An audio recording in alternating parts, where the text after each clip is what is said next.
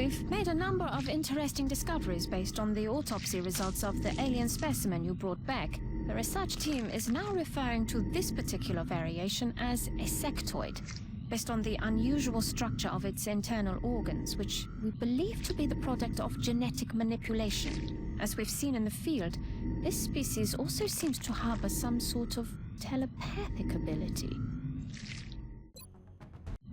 The tall one has, up until this point, been unofficially referred to as the Thin Man. Initial testing has revealed a concerted effort by the aliens to modify this specimen's genetic structure in such a way as to make it appear human.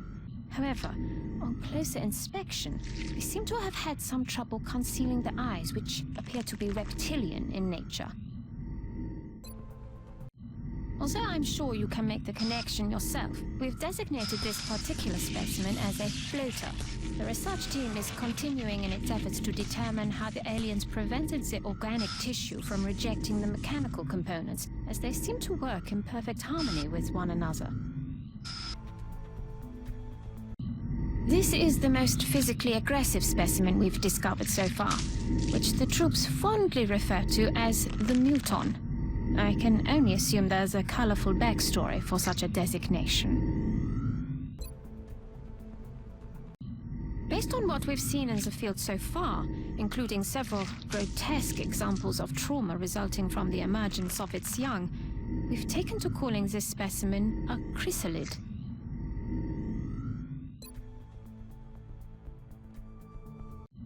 This unit appears to be a drone, which is similar to the military drones we are familiar with. This particular example seems to have the ability to repair damaged equipment. Dr. Shen and I believe it should be possible to capture and repurpose these for our own use in the field. We've yet to recover one of these in functional condition from the field. The men seem to enjoy using them for target practice.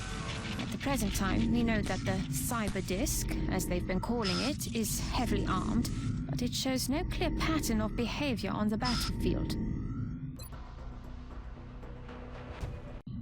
This is an extremely dangerous species, Commander. Although not physically intimidating, the psionic power that this creature wields is perhaps the greatest threat we've encountered so far.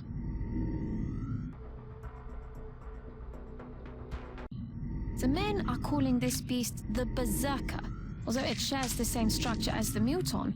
For reasons yet unknown to us, the Berserker seems to be consumed by bloodlust with little regard for its own safety. Another variation on a previously identified specimen, this is the Heavy Floater.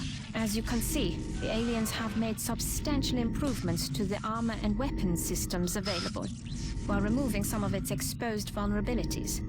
An extremely dangerous combatant. This heavily armored unit is fully mechanized, though we're still not sure if it has an organic component within.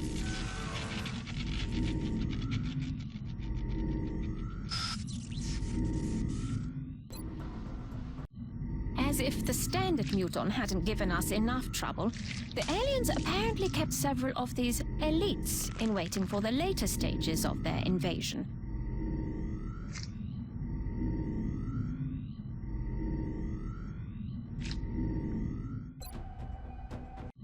This specimen appears to be at the top of the alien hierarchy, and for good reason. As you've probably seen, its physical form is not suited for combat by any means. However, these elders have an incredible pool of psionic energy at their disposal, which helps to explain why the other species are subordinate to them.